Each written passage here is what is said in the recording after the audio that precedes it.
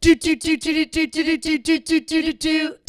Watch. Welcome back to another episode of Taylor Watch. Happy Tuesday. Happy Tuesday, everybody. Happy Tuesdays. Quiet voices. Happy Tuesday to you. Wow. That was beautiful. That was lovely. We are good singers, Gia. Happy April Fools. Happy April Fools. Fool, don't be fooled today. I've already been fooled twice. You were fooled by who? By Twitter. Who fooled you? First was Gracie Abrams is releasing an EP called Blah Blah Blah. Oh, come on. That's rude. rude. All these songs. And I was like, ah! And then I moved for a split second. And then I was like, oh, no, this is fake April Fools. Yeah. And then what? Oh, it was like something with Harry. It was like Harry Styles, blah, blah, blah. And I was like, ah. And I was like, no. I keep getting got. I haven't gotten got yet today, but I'm an anti-April Fools. I fucking hate April Fool's Day. I hate it. I don't like it. I'm not a prankster. I'm not a prankster at all, Gia. Like the exact opposite of a prankster. I hate being pranked. I hate pranking other people. I don't think it's funny. I don't think it's cool. It gives me nothing more than anxiety, like the idea of being pranked. And I've already sent out all my texts I need to send today saying, do not fucking prank me. I won't get over it. Like, I will be mad and I won't get over it. Like, do not prank me. I'm not a prankster. Don't do it. Yeah. So, but I have yet to get got by something online. I heard some people there was like some fake breakup rumors going on. I don't know who. I just heard there were fake breakups happening online. So yeah, stay diligent. Don't get fooled. Don't let the fools of April bring you into this month. Yeah. Don't get fooled by the fools. Don't be fooled by the fools because the only people that are fooling are fools. And you know who's not fooling? Me/us. And Pink Whitney. And Pink Whitney. Also, not fooling. Not fooling. Nobody fools less than our bestie, Pink Whitney, our number one bestie on the pod. Pink Whitney. Pink lemonade flavored vodka. Consistently our number one bestie. We love you so much. We love Pink Whitney. Yes. And like we said last week, we may be having some things in the works, some exciting things going on with Pink Whitney, TBD. But till then, just pour yourself a nice glass, a nice shot, a mixie, whatever it is. Have a little on the rocks. Mix a little with something else, something of your favorite. A little Red Bull, maybe. Little cranberry juice, little ginger ale, soda.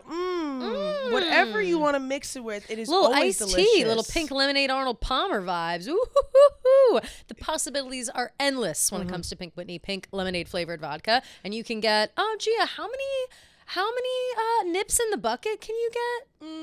10. No, not 10. Not 10. Not 15. 20. No, it's 20, right, exactly. It's 20. Yep. 20 shot bucket from Pink Whitney. You can show up to your friends' houses with it. You can be the belle of the ball, the star of the show, and we love nothing more than being the belle of the ball and the star of the show. Oh, obviously. We love attention, and we love Pink Whitney, so take your shot with Pink Whitney. Woo! Love Pink Whitney. So anyway, you know who's not taking her shot with Pink Whitney, but maybe she had a little bit of Pink Whitney before she's reposting on TikTok is our girl Sabrina Carpenter. Yeah. We're gonna start off the show with Sabrina because this is just hilarious. She loves a shady moment. There's a girl on TikTok making a video. It's a trend going around being like something along the lines of like, I convinced myself he was hot and then he dumped me. And Sabrina's reposting it. And we have to think, who else are we thinking of but Barry? But Barry. It's just like, I mean, I get the argument but like Barry's like kind of hot. No, Barry is hot. But by the way, Barry is hot. Like that's, I think she really did repost it. She really did repost it. I think it's funny to repost it.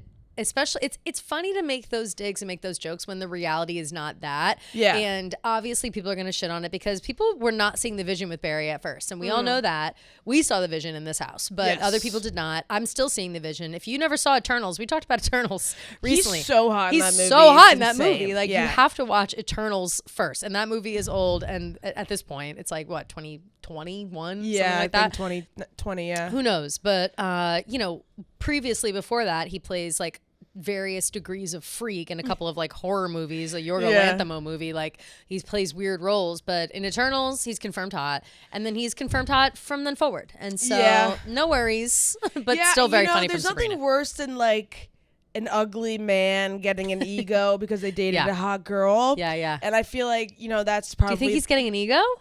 I mean, how can you? We haven't seen him. How can you fumble Sabrina Carpenter? I guess I shouldn't say ego. I more just mean like, you know, they think that they're the hot guy now. It's like, no, like she made you hot. Well, it does also bring up the question, like, so did he dump her? How do you Seems like it. Yeah, how do you fumble that back? Which is crazy. How do you fumble that back? So that makes me feel like all of those like cheating stuff wasn't true. I definitely don't think that cheating stuff was true. And to be honest, I didn't think it was from the beginning. I thought that girl was a cloud chaser. What was it? Oh, Brecky Hill. Oh my God. I almost said Olivia Ponton. I've never seen anybody cloud chase as hard as her. I don't know. Maybe who's that other bitch that like licked a toilet seat and is like making fake. Oh my God. Ava Louise. Ava Louise. Yes. That girl. No one cloud chases harder than Ava Louise, but Brecky Hill gives her a run for her money. You know what I mean? So I never believed that. However, it did seem to, obviously there was trouble in paradise. They broke up. But the question really is, did they break up because maybe it was too much for Barry? Maybe being the boyfriend of one of the most famous pop stars in the world, it's not for the weak. And we know that because Travis Kelce does it flawlessly. Just because Travis Kelce he's got it on lock doesn't mean all men do. And listen, we can't write off all men. We could try, but we can't write them all off. And I think that Barry is probably still fine. But this is a hilarious repost by. Yeah, I think Barry is still in our good graces. He's in our good. Boy, it's not that complicated. You should stay in my good graces. I'm switching up like that so fast, 'cause no one more amazing at turning loving into hatred. Wait, did you see that he just got? Oh, we totally are. We really are. He's gonna be Ringo Starr. I did see that, and first I wondered if that was an April Fool's. Like, I wondered if like that announcement. It's Barry Keoghan, Paul Mescal, Harris Dickinson, and Joseph Quinn. Yeah, I always forget his name. Someone was like, "Did a 14-year-old girl on Tumblr make this casting?" Like, literally though, it's crazy. No, for real. It's like all of like the white boys. It's the boys of the moment. Yeah, although Paul, it has to be Paul is Paul, right? Paul is Paul. Paul is Paul because Harris is John Lennon. Is John. I honestly, it fits. Like it fits. Like Barry as Ringo does fit. And I'm excited to see Paul in like a big like biopic starring role. Me too. You know? And that means that he gets to hang out with Paul McCartney a lot, probably. Yeah. Because here's the thing about the Beatles is that most of them are dead, unfortunately, but the ones who are still alive, they do. Is Ringo still alive? Ringo's still alive. Only two of them are dead, but it was only 4, so half are dead. Right. So the two who are alive are very into the idea of like the Beatles. Like John Lennon never liked, he didn't like to be famous. Like he wanted to be famous, but he didn't like it. He was a moody guy. But Paul McCartney and Ringo Starr will show up and do everything and be helpful and be involved and be excited. Like they would probably like be on the red carpet for this movie. So Barry and Paul lucked out. They've got it right from the source. Yeah, exactly. Right from the source. So I'm excited. I feel like exciting.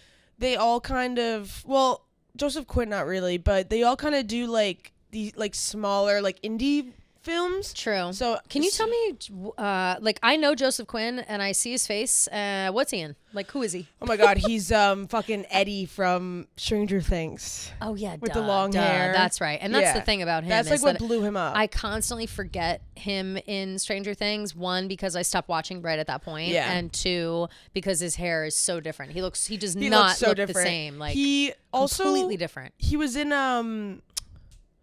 the newest version of those crazy movies where like we can kill people, like there's no law for like an hour or like 24 hours. Oh, The Purge? The Purge. Oh. It was like I love those movies. The most recent Purge, I don't know if it was a prequel or whatever it was. Yeah. But it was Lupita and Joseph Quinn. Maybe it wasn't The Purge. It was either. Wait, I totally missed this. It was The Purge or like The Quiet Place. Oh, wait a minute. Was it like Us or whatever? No, it wasn't Us. No, not that movie. That was that was a scary movie. Oh, he's going to be in the new Fantastic Four. Oh, right. Oh, and he was in the second Gladiator. Oh, and I didn't see that. Okay. Oh, him and Paul back together. I gotta see that movie. It's I meant to watch it on the plane back from Rome, but then I didn't. I watched Conclave instead. Quinn. Much better movie in my opinion.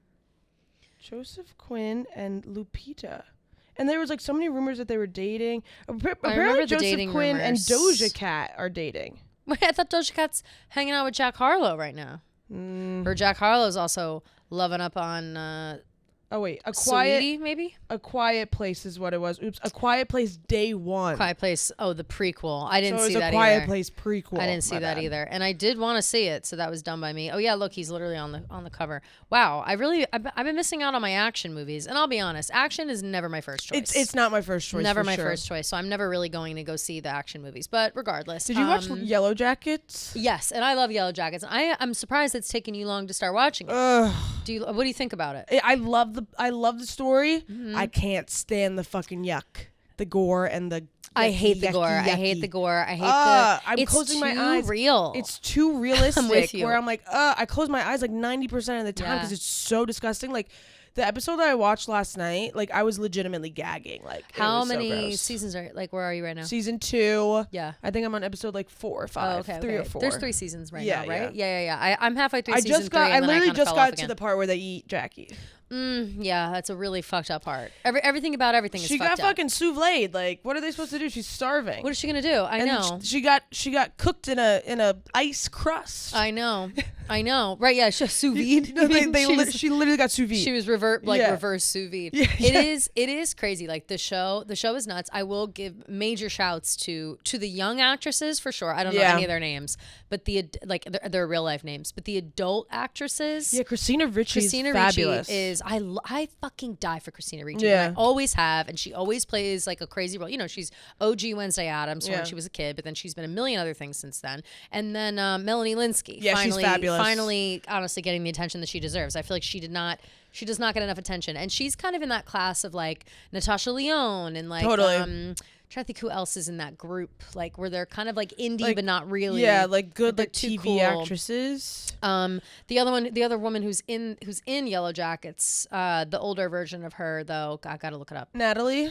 Yes, I love her too. Who is? Let's see. I love her. The girl who plays her as a child. She's really good too. Wait, hold on. I gotta. Juliette Lewis. Duh.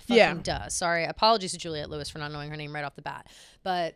Great show, good stuff. Yeah, good stuff. That just reminded me of that. I got a DM. Maybe we'll, on slow days, I got a DM of people wanting us to talk more about our shows and stuff we watch, which I feel like it's always hit or miss. Like sometimes we'll talk about shows and they're like, talk about Taylor, and then other times they're like, what are you guys watching? Can you talk more about it? So maybe we'll just casually chit chat about it a little bit. Maybe on Thursday we could do a show catch up. Yeah. But kind of looping back into Taylor and speaking of private jets. Oh yeah. Explain this to me, Gia, because I had not heard this. Apparently, there may or may not be something going into effect on the, under the watchful eye of Donald Trump that may protect private jets from being tracked. Yeah, it says, thanks to a new rule from the FAA, private aircraft owners can now request to have their flight data shielded from public databases. This means that the digital trail that once allowed fans, journalists, and even corporate spies to monitor their every takeoff and landing is about to vanish into thin air. For years, social media accounts dedicated to tracking private jets have operated like real-time paparazzi in the skies. So, yeah, I mean, it is kind of crazy. I didn't realize... The question. So this is like a Trump thing? Or like, what is this? I guess so. Because I think... Well, it says I don't really know like who's in charge of the FAA, to be honest. I think Trump is. Like I think right. Well, all the stuff that's happening with it, with like cutting all those people and whatever, like that's all kind of put the blame on Trump. Sometimes though, these things like maybe this has been in the works for years and finally there's doing it. So it could have been a Biden thing. It could have been a Trump thing. Like no one knows where this came from. But I will say, regardless, it's a good idea. And I think that it's dumb that in the first place we were even able to see where private jets go. Like I that never felt safe. Like, you know what I mean? It's like, what do we got? It's like you got a tracker on your car. You know what I mean? Like just because you're rich and famous or whatever doesn't mean that I need to know when you're using private jet. And here's the thing, like they're still being tracked. They're just not being made public knowledge. So like you can opt out. It's not right. It seems like it's like a choice. Right. People still know where you're going. And then probably most importantly, the government knows. So if you're out here, using your private jet too much and people want to shame you and whatever. Like, I feel like that's the only reason anybody's ever tracking private jets besides like needing to know where everybody is. Yeah. They just want to shame them for how much they're using their private jet. Yeah. It's like, if you're using your private jet too much, the government will let you know. You know what I mean? Like, I don't, Joe Blow down the street and Mipsy Bipsy on Twitter doesn't need to be the police on how many carbon emissions you've got going on. You know what I'm saying? Like, you don't know. Nobody knows what the fuck they're talking about. And I would like that discourse to go away. Yeah. What do you think? I'm like split down the middle, I think, here, because I agree with everything you said. Like, I don't think you should be able to track people like that. It's kind of creepy. Yeah. But like, at the same time, like, it is public like, you can track a train, you can track any type of flight, like any type of commercial flight. Like, it, to me, like... Yeah, but, you know, you can't track who's on commercial flights. Yeah, I agree, but you trains. don't know if Taylor's on that flight or not. But if it's her plane. Yeah, but she always, like, will do, like, those weird, like, fake flights and, like, all that stuff. I know, but I think that it's different when, like, if they start tracking New Jersey... I mean, yeah, you can track a New Jersey Transit train right now. You have no idea who's on that plane. It also belongs to New Jersey Transit. Same with, like, the Delta flights. They belong to Delta. Like, yes, you can track those flights. But if this plane belongs to Taylor Swift, no matter who's on it or not, why are we allowed to track it? Like, if they're independently owned, I think that is weird. No, I that's true. You know? It's just, like... That, and then also, like, I don't know. Yeah, I do think it's a good thing for Taylor's sake. So what scenario are you thinking that you would need to know, like, where No, planes are? not. It's not more. It's not more like I need to know, like, who's going where. It's more like I feel like tracking is able to be like, hey, like, why the fuck is Kylie Jenner taking a 5-minute flight from Calabasas to San Diego? But I feel like first of all, that's already happening. We already know that's happening. But also, like, people calling him out, like, it isn't going to stop it. For sure. And also, and that's the only thing. It's like, they're just not public. Yeah. You know what I mean? It's not like we're losing this ability to, like, we somewhere people still know where these people are. You know what I mean? Like, it's not like we're taking away the ability to track.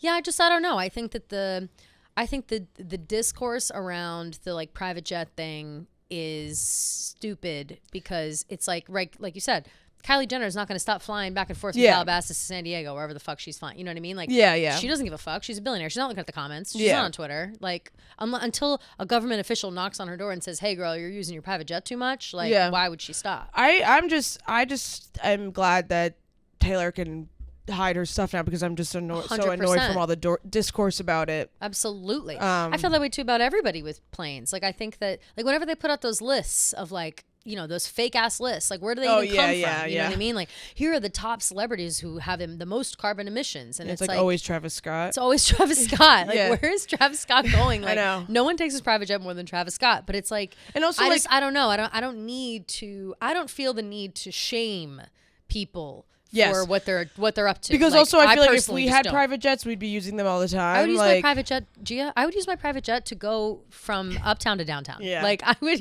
from my apartment uptown to the financial district. I would use my private jet. Yeah. If I had a helicopter, it's hard to judge when I know, like, I would be doing the same shit. But I guess I'm just more curious to, like, if this will affect people. Like, I don't know. I always just get concerned about climate change. So okay, so I'm seeing maybe the root. Are you saying, like, without the possibility of shame, people will take advantage? Is that what you're thinking? I see that. I can understand that perspective for sure. But at the same time, like, someone tweeting, like, why the fuck is Taylor using the jet for 5 minutes? Like, that's not going to change anything. Sure. I guess, like, you know, there's more of, like, but I literally just said that I'm tired of the discourse about it. So, like, I don't really know where I stand, to be honest. Maybe it'll be regulated. I'm just, like, concerned about the overusage of private jets in general. And also, like, I'm sure that's, like, a very small percentage of... It definitely is. They've, like, broken that down. Reasons why we have carbon emissions into, you know, the air and stuff. Like, I'm curious to, like, what the percentage of that is. Yeah. But, I just feel like there's the less, like, accountability, the more people are going to take advantage of it. But at the same time, if it's just random ass people holding fucking billionaires accountable, like, no one's going to pay attention. Like, it's not that big of a deal. So that's what I think. Like, I think that the random people, like, holding, you know, rich people accountable, quote unquote, doesn't actually hold anybody accountable. Yeah. the flights will still be tracked. Whoever is actually for real holding them accountable will be like the the government or whatever. But at the same time, will they? Who knows? But shoot, I was just gonna say something. That I still do think there will be an element of like, conserving, like like at any moment they still have their tracking info, right? Oh no, what happened? They're pretty significant to climate change. Private jets. Yeah, but like, what are you looking at? I feel like I've seen ones that are like it's only 5% of the difference, and then commercial flights are like transportenvironment.org. .org. Private aviation estimated to be 5 to 14 times more polluting than commercial airlines per passenger. Emissions increasing by 46% between 2019 and 2023. Private aviation increased by 46%. Yeah. I mean, that sounds bad, but like, again, where are we getting this information? Like, I don't trust any information I see anywhere, like, and that's, I'm being dead serious. Like, who made that up? Who says who, maybe it's worse than that. Maybe it's not at all. Maybe that's what they want us to think. Like, literally, who knows? I am so confused by it. But again, yeah, but you can't say that you can't trust. But like, what is that? You just Googled like private jets. This is like LA Times, CO2 emissions from private but even jets. the LA Times, even the New York Times, BBC. Climate BBC. Is it like United States alone? 2,400 tons of carbon dioxide. Regardless, I don't think that carbonmarketwatch.org. Us not being able to track people's private jets is going to make them use them more. You know what I'm saying? Yeah, like, I agree. I agree with that. Yeah. Like, I don't think they're going to be like, oh, thank God, now we can we can do whatever we want. Like, I think that's wrong, and I think we should set our sights. This has nothing to do with anything on the list, but in terms of fucking up the climate is AI.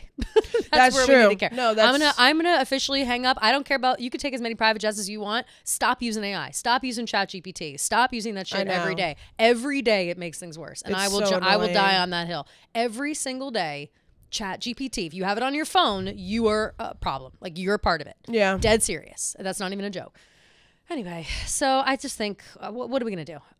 Maybe Taylor gets some privacy. Maybe she can go to the fucking store. Yeah, no. In her private jet. I'm happy for her in peace now. In privacy reasons, for sure. For sure.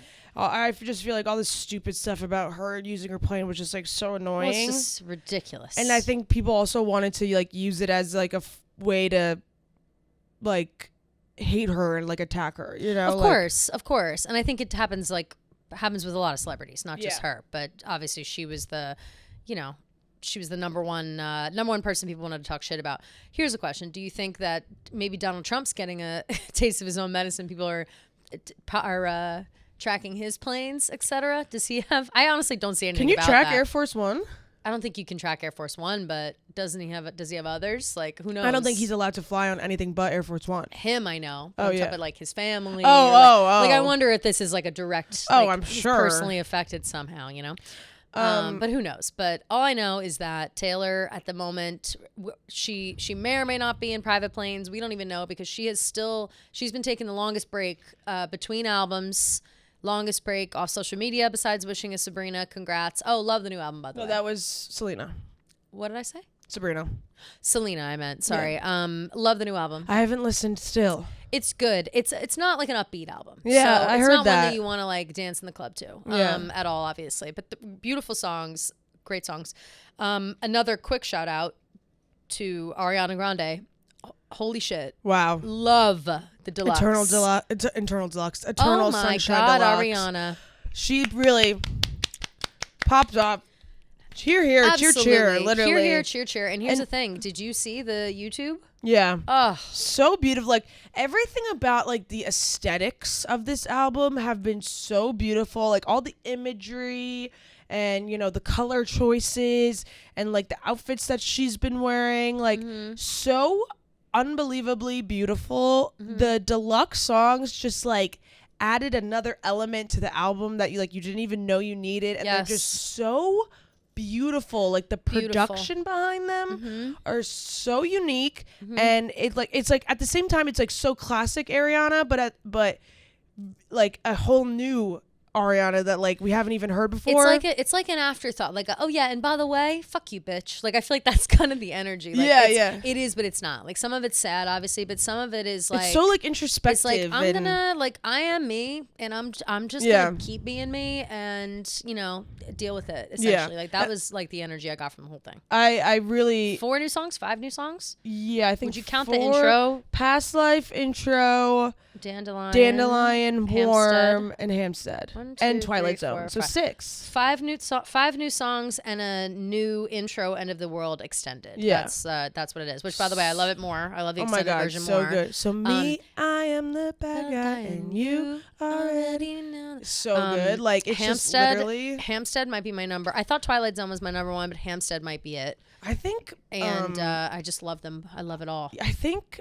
Either Past Life is so or good. Hampstead's so fucking good. Hampstead's and insane. I love like the whole Eternal Sunshine of the Spotless Mind metaphor in it, and like theme, having to like feel like you literally need to like erase your memories, and like the Twilight, like the song Twilight Zone, like did I like literally like imagine that relationship, like it literally feels like a fantasy. Can't believe that you were real. Yeah, exactly. It's not that I miss you. I just can't believe you were real. Yeah. It's just so good. She really popped off with that. Like, really congrats. Really and also at the same time, like, I'm sorry because you got so fucking disrespected at the Grammys. Yes. And so disrespected. Deluxe just showed like that you got so snubbed, and justice for Ariana Grande, because that album should have swept, in my opinion. Absolutely, it should have. And to be honest, that music video, would you even call it? I don't know what you would call it. What she put out? I think it's a short film. Short film, okay.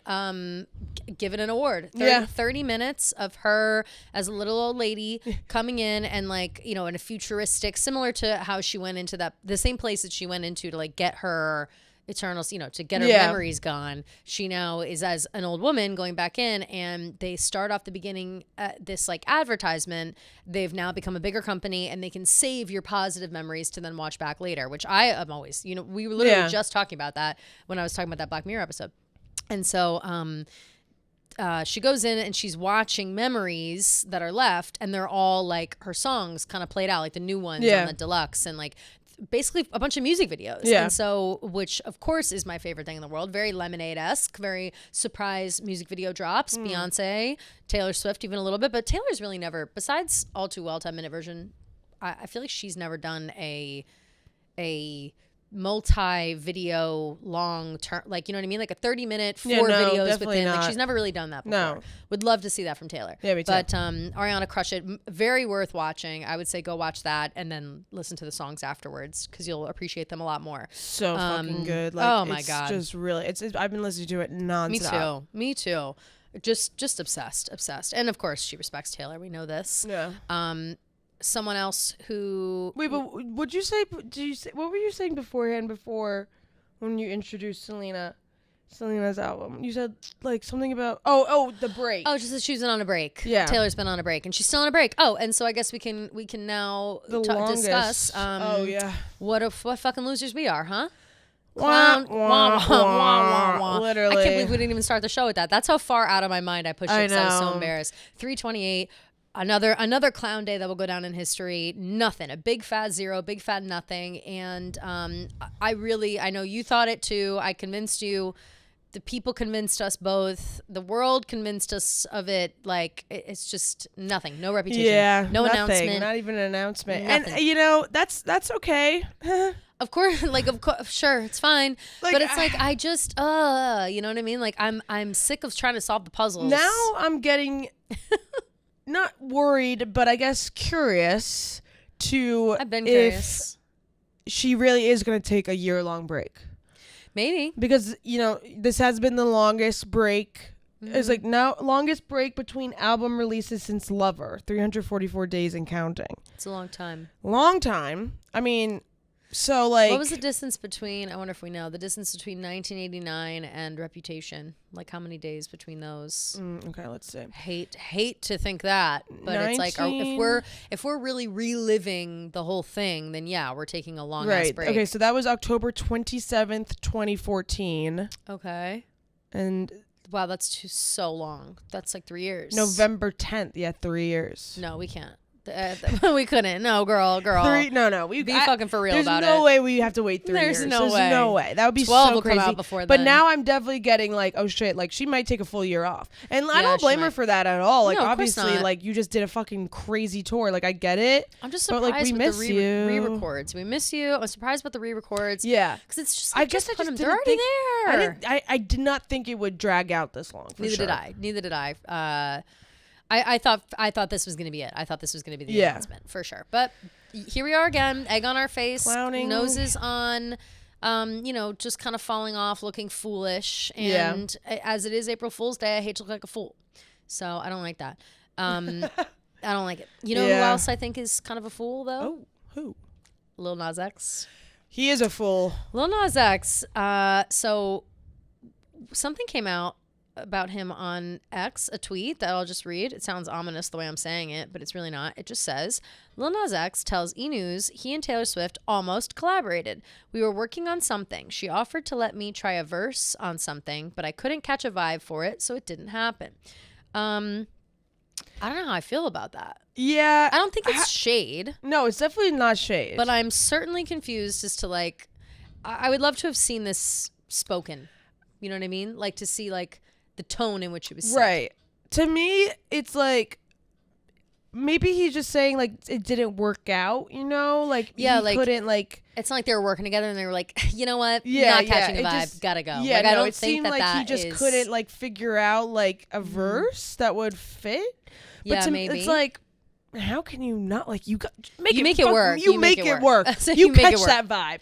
You catch that vibe. You make it work, or you say like maybe I don't know. When I think about Taylor collaborating with people, it always seems to go well. And it always seems that they, despite differences creatively, will always meet in the middle on some new, fun, funky sound that is cohesive. And so maybe like they tried it on something and it didn't work, and maybe Taylor was like, all right, I'll come back to you when I've got something that works with what you've got.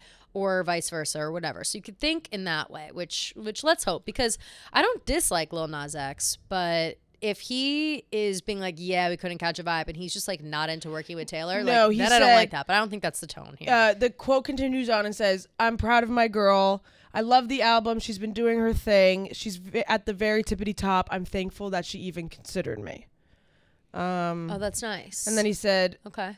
On the potential of them working together someday, he said, when it happens, global, world, Tay-Tay and Nazi. Okay. Yeah. So then my entire mood has changed.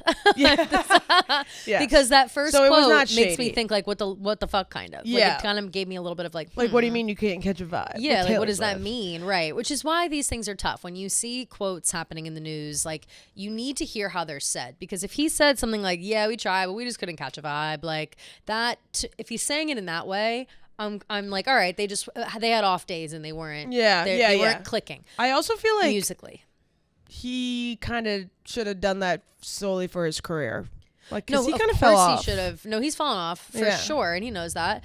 And like he says that he makes jokes, whatever. But like he's got a hand, like 3 songs that are good, and I can the third. I wonder is what song it me. was. Me too. If it was one of hers already existing. Something off Lover? No, that would have been too early for him. Lil Nas, Old Town Road only came out in like 2019? 2018? Like, I think 2019. Yeah. And Lover was already out. Take my horse to the and that was, and nobody knew him before that. The song, December 2018. December 2018, but then Lover came out June 2019 or whatever. So, or spring. Yeah, it would have already been done. Yeah, that's what I'm saying. Then it. Oh no, I'm saying they can release a collab, but she wouldn't have been working with him. Nobody knew who he was yet. Old Town Road is his first. Like no one knew. Everyone knew who he was when that song came out. Lil Nas X. Yes, when Old Town Road came out. Old Town Road was famous because he did the collab with Billy Ray Cyrus, and it became like the most famous song of all time. The collab came out way later. Regular people did not know Lil Nas X before that collab. I swear to God. Kelly. I swear to God. My whole college before Old Town. Well, yeah, but when were you in college? 2018. Right. That's what I'm saying. 2018. Yeah. Before that, no one knew him. Oh, yeah. Yes. But he blew up so much from that song. Yes. But Lover was already done. It came out like 6 months later. So but they could still do a collab for sure. Like Shawn Mendes with Lover that came out after Lover came out. Taylor wouldn't have known Lil Nas X until after Lover was done. That's what I'm saying. Like, he popped off when that song came out, 2018, 2019. He was big. But the albums get wrapped up way before that. Yeah. So she probably heard that song and was like, shit, that's probably the first she ever heard of him. No, what I'm saying is she could release a collab with him after the album came out, like she did with Shawn Mendes. Oh, yeah, but Lover would not be the album that he would, like, I wouldn't think that Lil Nas X would ever be on, like, a Lover album. His songs are But that's why I'm saying you need to calm down. But even that song, it's all about being gay. No, but it had everyone in it already, and it was already done. Like, already done, shot. It had all of Queer Eye in it. Like, it would have been too much, Lil Nas X. For what? To have him do, like, a second, You Need to Calm Down with all the people from Queer Eye wasn't enough. Okay, but it could be a possibility. I know, but he was not big enough. You don't know that for a fact. But neither do you. Yeah, but I'm just saying. I think what you're saying is crazy. You're saying as if it's not even possible. I think it's not possible. I don't think that Taylor would have known Lil Nas X until that song blew up like crazy, because he then changed the landscape for Black people in country music. Like, that became a huge thing. But not until that collab came out. Old Town Road without Billy Ray was not as famous as it was. That's not true at all. They came out very close to each other. I swear. Why would I make it up? Why wouldn't I just be like, yeah? I was living in New York City. It was before COVID. I like remember all of it. That song was very popular, and then the collaboration with Billy Ray was shortly after. They weren't far away from each other, because then he performed with Billy Ray on the big stage, and then it was like an entire conversation about how, wow, this like young gay Black guy is coming in here and he's changing the landscape for country music for Black men everywhere. Old Town Road has 2.5 billion streams. Old Town Road featuring Billy Ray Cyrus has 143 million. So then when did original Old Town Road come out versus Billy Ray Cyrus Old Town Road? That was December 3rd, 2018. Okay, it was the original Old Town Road. And that was April 5th in 2019. So they're not even 6 months apart. That's what I'm saying. Like, those two things were not even too. So when Billy Ray Cyrus and him started talking, more people started knowing him and his song in general, whether they like Billy Ray or the original the most. I'm saying that was his kickoff. So anything after that, I would think Taylor be like, oh yeah, there he is, this brand new kid. No one knew his name before his song. No one knew anything about him. And now he's changing the landscape for music for young Black men who want to get involved in country music. And then after that, we saw a whole slew of people. Like, so he was a trailblazer in his own way. But even at that time, how old is he now? He's like 23. He's very young. And I think that, and then the first time they ever met was at that award show, Taylor and Lil Nas X. Remember, he wouldn't stand up to talk to her. Everybody freaked out about it. And he mentioned like, oh yeah, we had maybe met in passing once before. But even that award show was like an MTV show. Like, that might have been 2 years ago. Yeah. You know what I'm saying? So I just think that, I'm not saying she wouldn't have known who he was, but that song put him on the map. And Lover came out she was doing press in June 2019. When did Lover come out? August 2019 is when it came out. She was doing the press. You Need to Calm Down was the single. This just doesn't make sense. You Need to Calm Down was a single before that. Folklore and then Evermore. Because it was COVID 5 minutes later. Yeah, but COVID like messed up a lot of shit. Like, COVID happens fast. No, I know. I'm saying he wouldn't be on those two albums. He wouldn't be on Midnights. I would say Midnights or Tortured Poets she probably hit him up for. Why would? Because nobody was on Folklore except for Bon Iver, and Yeah, maybe. I don't think that Lil Nas X would have been on You Need to Calm Down. I think that was already wrapped up with every gay man you could think of. And he was nobody when they filmed that video. Okay. That's just what I think. That's what I think. And that's your opinion. That's my opinion. And that's yours. I'm telling you. I mean, I know it was popular, but it wasn't. Like, he was not popular until Billy Ray got in the mix, and then everyone was like, wait, this song is great. And then they either went back or they listened to Billy Ray. Like, that was that's how things went. Yeah. And I don't know. And then also everybody hated him because when he came out with the second song, everyone was like, he's anti-God. Which I love that song. The where the music video is him, like, he's coming down from heaven. Actually, they kind of sound alike, the two songs. When he's coming down from heaven, he's going into like he's the devil, but he's whatever. Yeah, I'm like not that sure. song was, you know what I'm talking about? I forget, honestly.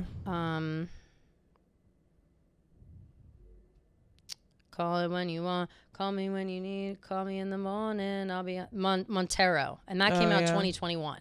So that was like, and then he was performing and whatever. Like he just, in my opinion, he started out as like that Nicki Minaj, like Barb shit talker on Twitter. Then he became famous, and then everybody tried to like cancel him because of that. And then also on top of it, the people were hating that he was like gay and thought he was a Satan worshiper or whatever. That all happened in like 2020, 2021. And then now we really haven't heard from him since. But if he's saying he can't catch a vibe with Taylor Swift, I don't know what his vibe would be that would ever mesh with anything that Taylor's done. So that's what I'm saying. Like, it's certainly not Tortured Poets. Definitely not, Folklore Evermore for sure. But even Lover, I think, is too bubblegum for him. Like, he's have you seen that video? That Call Me When You Want Montecero video? Yeah. His like whole dick's out. So I don't know. We'll see. I wouldn't be opposed to that at all in the future if it was something else. You know what I mean? Like, I would not care if Lil Nas X got involved. But I'm very curious because he's not really a rapper either. So who knows? But she's taken her longest break. We're wondering about that. No one knows what's going on. I think that there are other confirmations, people that did in fact work with Taylor. Lucy, which we knew. Yeah, I think it's kind of weird to even do a confirmation on that, right? I think she was asked, like, straight up, like if she? that was her name. Let me see if I can find the quote. Lucy Dacus name dropped People magazine. Yeah, confirmed title track, blah blah blah. Why are people asking Lucy? I mean, I guess it's like a fine question. I don't know. I get bored by sometimes what people are asking. I don't really know what she was asked, but she said, I think it's fair game to say yes. So to me, that seems like she was asked. Sure. Like if that's actually her name, because she said, I think it's fair game to say yes. She actually texted me and asked for my approval. Well, I pushed play on the album just like, oh, this is so crazy. This is the first Taylor record to come out since meeting her, and listening to a friend's record feels so much different than a stranger's. So I was like, this is really weird. This voice. I lost the quote, but you regardless, get what I'm saying. Yeah. I think number one, dumb question. Duh, no shit. Like, yeah. I feel like, if you want to make a headline, sure, now we're talking about it. Like there it is. But I did like what she said about how it's like, it's weird hearing your name in a song now that you like know the person. You like know that it's literally about you and everything. And I never thought about that. Like there aren't really any other. I don't know if there's any like. I can't off the top of my head. I can't think of a Kelly song. You know what I mean? Do you have any Gia songs? Like, no, I wish. You? Me too, kind of, right? Yeah. Like I can't think of a Kelly song. But to me, I feel like I can't even imagine like the text that you have to send. Like, hey, like, is it cool if I use your name in reference to my ex-boyfriend saying that he kill himself if we broke up? But I agreed. I feel like though they probably already have that kind of. Like if I all of a sudden were a famous pop star songwriter and that was like the thing I did, and I texted you and I was like, G, would you be cool if I was like, and you told Gia you kill yourself if I ever leave? Like I feel like you'd be like, yeah, duh. Yeah, of course. That's really what happened. Yeah. So I wonder if they just kind of have that.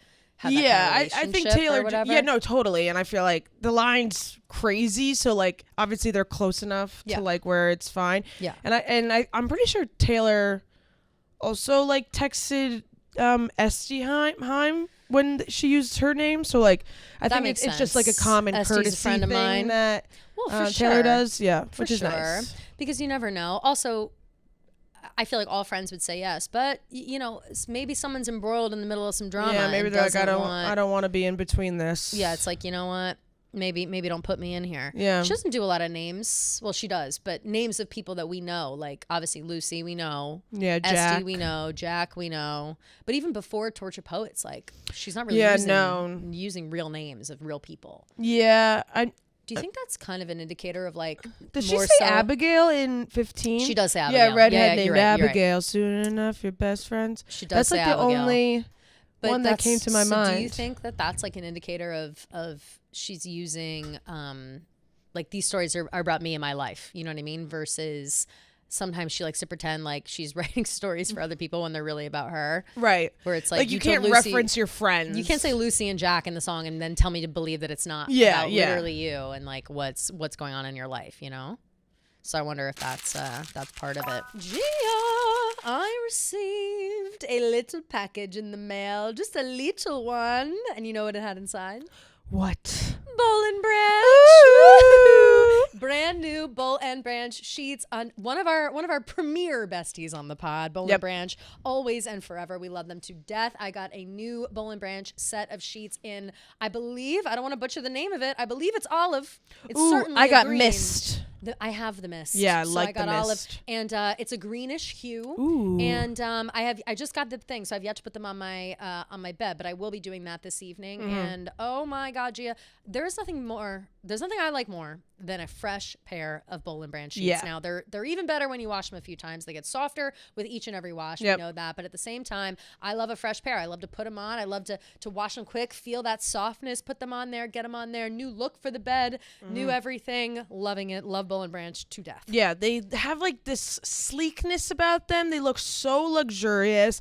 And as Kelly said, they just get softer and softer after every wash. And you'll spend every night in breathable, buttery comfort. Discover the difference with Boll and Branch's 30-night guaranteed. And the signature hemmed sheet sets have, oh my God, that is a mouthful. Yes. Have designs and colors for every bedroom style and mattress size. I got the mist. Kelly got the olive. They have so many other different colors too. It was very hard to decide. It was more colors than last time. Yeah, no, they're increasing their colors. They definitely increase their scale.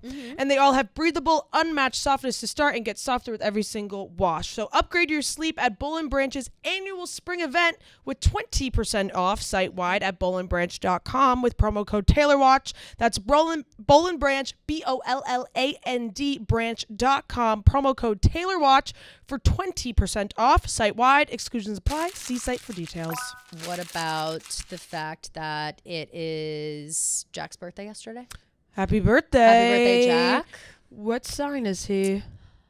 Aries. That makes sense. Good Aries. Yeah. And Taylor Sagittarius, fire signs working together. That makes a lot of sense. And they create fire. And they create fire.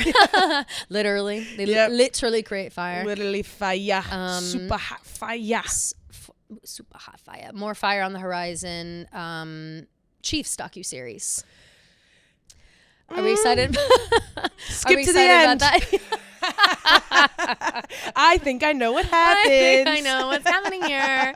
I already know. I think I know the ending. I think I've seen this film before, and I didn't like the ending. Literally, that's gonna be all the Chiefs fans. No, I'm sure it'll be great to watch the whole. I think so too. Season getting to the Super Bowl. Is it Amazon? Is it probably? Is it like a copy paste what they did with Jason, but for the Chiefs? You know what I mean? It does look like it's for the Chiefs as a whole. Here it says it's Disney Plus. Kansas City Chiefs docuseries set at ESPN and Disney Plus from The Last Dance producers. So those who are people in the replies are like, the information will be skewed, blah, blah, blah. So sports fans maybe aren't happy, but we are, of course. Reported by Variety, so it's a trusted source, means it's really happening. I mean, Disney Plus, how much Taylor you think will be in it? All the music, I'm sure. That's a good question, actually, now that I think about it. I feel like she won't be in it. Like, if it's about the Chiefs, like... Yeah, but if they show... maybe they'll show, like, snippets of her or something, but, like... But even, I feel like the Chiefs say now... Well, they definitely, like... That, like, she's a part of the team. Yeah, no, totally. So but, like... It would be... I can't decide if it'd be weird or not if she's in it. In the end, I don't think it would be weird. A glimpse, maybe? I think it would be surprising. Yeah. I think, like, I could see them putting, like a clip of her in the box or, like, a clip of her, like, walking in and stuff, being like, Travis has some big expectations on and off the field. For sure. And then it cuts to Travis, like, really stressed. Like putting his arm around her or like, something. Or like he, like, drops a pass and then it cuts to Taylor or something and it's like, sure, drama. Yeah. The pressure is Chiefs on win? And off. Yeah, exactly. Like that, something like that. But I don't think she'll have like any speaking roles. Oh, no. I don't think she'd speak. Like she'll probably get brought up. I feel like that's like impossible not to bring her up in that type of situation. But that's why it makes me think, because it's a Disney production. Disney's got. And I do tour. think that Disney Plus is going to be the streaming service that tour documentary comes out, whether it's a show or a movie. Absolutely. I think she's in bed with Disney Plus for a while now. Yeah. Ever I since love Disney Plus. Me too. I fuck heavily with Disney Plus. Yeah. I like everything on there. But I do think, because she puts the Eras Tour documentary on there, they're going to keep cashing that cow. Yeah. You know what I mean? Why not? Yeah. I'll definitely peek into a few episodes. Maybe I'll watch the last episode just to feel. Yeah. I'll probably watch something. I'll watch it to see how much it is about the Chiefs versus Travis Kelce. Right. Like, yeah, it'd be interesting to know like the ins and outs, like the more of like the dynamic of their team, because I don't know. I feel like there's just so many different characters on that team. It's like, how do they mesh? When do you think, it didn't really say, do you think that they're going to like film this year, it comes out next year? Or you think it's already filmed and it's coming out before the season starts kind of thing? I think it's this past season, was it not? Could be. It didn't say. Oh, on it didn't that say. Tweet. It just said like docuseries coming out. Okay, so maybe it's next season then. Could be. Who knows? Yeah, that's confusing. Then I wonder. Wait, this ESPN is Disney Plus. Oops. Yeah. I always get confused. I'm like, oh yeah, Disney Plus literally owns everything. Yeah, they own everything. ABC. Chiefs.com. I'm on their website. Let me see if they have anything. Multi-part docuseries documents the franchise storied history and remarkable modern-day dynasty, all told through unprecedented access to the team's 2024 season. So it is this past season. Got it. Okay. Got it. So, all right, then that's says that makes sense. ESPN and Disney Plus know that sports fans are interested in stories that will take them beyond the X's and O's, and this series will explore the legacy of the Chiefs franchise while also showcasing the emotional highs and lows of building a championship-winning team. From the brilliance of Patrick Mahomes to the leadership of Andy Reid and the passion of Chiefs Kingdom, this project will showcase the drama, intensity, and heart that make this team a global phenomenon. So that to me seems like Taylor might be in it a little bit. Like she might be in like a little bit. At least a glimpse. A little cameo, a little something. Because emotional highs and lows. And can I actually, I'm going to totally. Drama, intensity, and heart? I'm going to totally walk it back almost and say that if she's not in it and they're going to act like they got all this fanfare without her, I'm going to be pissed. Yeah, no, totally. I wonder if they're going to Tay-bait us. You know, like how. I would be pissed if they Tay-baited us. But do you think that they would? Like, the Chiefs, they can't do that. We can't. The Chiefs do it too. iHeart did it. Everybody's Tay-baiting us. Yeah. But I don't think the Chiefs would. I think that Travis would be like, hey, you can't Tay-bait with my girlfriend. Unless she says, yeah, go ahead. Yeah, also, like, it's like... She might. You're going to bait your own fans? Yeah, you can't bait us. You can't do that to your own fans. Don't bait us like that without being in there, a little glimpse. But no. In all seriousness, if they're shifting towards, like, the Chiefs' popularity and the upswing in their popularity, especially within the last couple of years, which, they've always been popular, and they won a few Super Bowls before Taylor Swift came into the mix. Yeah. But that isn't why, you know what I'm saying? Like, yeah. They're popular for Super Bowls, yes, but they have a whole new fan base of women because of Taylor Swift. Yeah, like, totally. That's, you know what I mean? Like, you can't, I mean... No, totally. Right? Am I crazy for thinking that? No, that's... Okay. I think that's just like a proven fact. That's just a fact. Yeah, okay. I also think... I didn't want to speak for all women. I know that there were female Chiefs fans before Taylor Swift, no, definitely. But I still think like... But they've gained majority... I bought a Chiefs sweater this year, and I don't give a fuck. So I think that, you know what I mean? I think that's like number one example. Yeah. And I mean, like, look at like Olivia Levin, like she's always at Chiefs games, like, right? Like she lives in Nashville. Yeah, like, she's not a And like I was watching Chiefs stuff, and I'm not a Chiefs fan. Like I feel like that's definitely for sure fair to say. For sure. Also, what I was thinking, all those like clips and stuff after the AFC Championship, like when they're hugging and they're talking, like he's mic'd up or something. There's a mic somewhere. I don't know if it's like a boom mic that's hanging. Like they have all that footage too. You know, all of that post game stuff of them together. So that could also be added in there. The possibilities are endless. What if this is the documentary we've been looking for? No, I'll be and fucking then pissed. they're gonna show Travis like at the Eras tour. Like he's a part. Jason. I mean, right? He's not on the Chiefs. Like what about what's his face? His friend, other Travis, Ross. Travis. They're on the team. You know, what about when the whole team went to? There's possibilities are endless. Yeah, possibilities are endless. So I think maybe we should get excited for the Chiefs thing, but then don't get too excited because it might really be all football stuff. Yeah, and then it'll be. I feel like it's more gonna be likely all it will be all football. Yeah.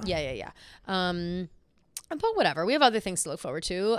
Like maybe Sydney Sweeney and Glen Powell getting together. Oh my God. Fresh out the slammer, I know who my first call will be to. That's Sydney Sweeney calling. Fresh out the slammer, That's her literally dialing Glen Powell's number. Fresh off of a breakup. Breaking up with her ugly old man boyfriend and running back home to you, Glen Powell. Not even.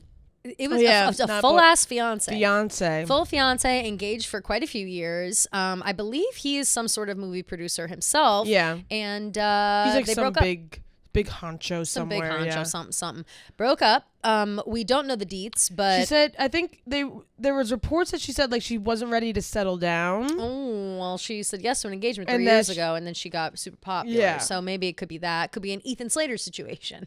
Yeah. Where, well, her career has just blown up so much. And she's busy. I also read some stuff that, like, apparently he didn't really like how much she was, like, traveling and stuff, and that she, like, really was embracing, like, the chaotic lifestyle. And yeah. She does love to travel. I see her post her travel pics all the time. She's busy, like, nonstop. She's booked and busy. She's super famous, and but I do think it's hilarious that the first like photos we're seeing of her post breakup are at Glen Powell's sister's wedding. So now, obviously, the plot of the movie Anyone But You is that Glen Powell's character's sister is getting married. Yeah, and Sydney Sweeney happens to be there because she's also friends with the bride, and so it's just kind of a funny thing. And so obviously, Glen Powell and Sydney Sweeney have, I'm sure, become very, very good friends in real life, whether they're dating or not. Their on-screen chemistry was something that nobody could deny. Incredible. During their whole press tour, obviously, everyone thought they were dating. There were cheating rumors, all this stuff. Turns out that's just their style. Glen Powell did a similar tour with Daisy Edgar Jones, although not as much as Sydney Sweeney. No, not even close. Not even close. That's kind of why everybody's like, woo. But yeah, that's kind of Sydney Sweeney's thing, though. That is her thing for sure. Like, she plays it up because it gets people interested. Who else has she played up with as much as him? That's the thing. That's true. Like, well, she's doing it right now with what's his face for that movie that they're in together. I'm forgetting what's his name. Me too, and I'm forgetting the movie altogether. Like, I wouldn't even say she's doing Honestly, it right now. I don't even know what you're talking about because it's not enough. Whatever it is, it's not as much as no, it's Sweeney. definitely not as much. No, not Eden. What the fuck is it called with what's his face? The Housemaid? Yeah, the Housemaid. The Housemaid? With this hottie from Anyone But Me Before, not Me Before You. What the fuck is that stupid? Oh, there it is. Colleen Hoover show. Colleen Hoover movie. That's right. This guy, Brandon Skinner. Yeah, Brandon Skinner, who I can never remember his name. Brandon Skellner. That's crazy last name. Oh, he's from Dover, New Jersey. Skellner. But yeah, no. I just saw a couple videos of them, like, he's like lifting her up in the air. Isn't this sexy guy from that like rated X movie too? He's always like a drunk and he's this Italian guy? Yeah. Oh yeah, with Megan Fox. He's in that stupid fucking movie. And he's in like that kidnapping movie where Oh, Amanda Seyfried. Oh, I want to see this movie. It's The Housemaid. Looks the good. book. You know, have you read the book? Oh yes, and I need to read it before I see the movie. Everyone keeps telling me that. But is it the one that Rio was reading in the ocean? Oh my God, I got to read this first. It doesn't come out till Christmas, so we have plenty of time. Yeah, but no, I just saw but you're right, 1 or 2 videos of them together, and then like in one of the videos, he's like lifting her up in the air, doing like that thing whatever. And I was like, okay, like here we go. Yes, like exactly. That, and he just lifts her up so easily. Yes. So I was like, okay, like the formula is formulating. Yes. But no, definitely with Glen Powell, that was so real. It was so real. Or at least it seemed so real that it was like, okay, like, where are we drawing the line between acting and real life? It was wild. Yeah. Like, you could tell that they just had like real chemistry. Mm-hmm. And I shipped them up very hard. So I do too. I'm happy for Glen. I'm very happy for them if anything is going on. The thing about it is that I want them to I want them to be like Meryl Streep and Martin Short, though, like where they're like true loves together. Like maybe they can have fun now, but they don't need to get together now. If she wants to be living that single life and pretending to be dating every co-star she has, and if he wants to do the same, I hope they do that for 20 years. But then I hope on the side they're having a little lovey romance. Right. And then, 50 years from now, they're guests on Only Murders in the Building together. Right. That's what I want. And in her memoir, she's like, Glen has always been my true love. Because like the end. Do you feel like that is one of those things where to me, if their love is real, it seems so real that I don't want. I want them to enjoy it, and I don't even want everybody to think about it.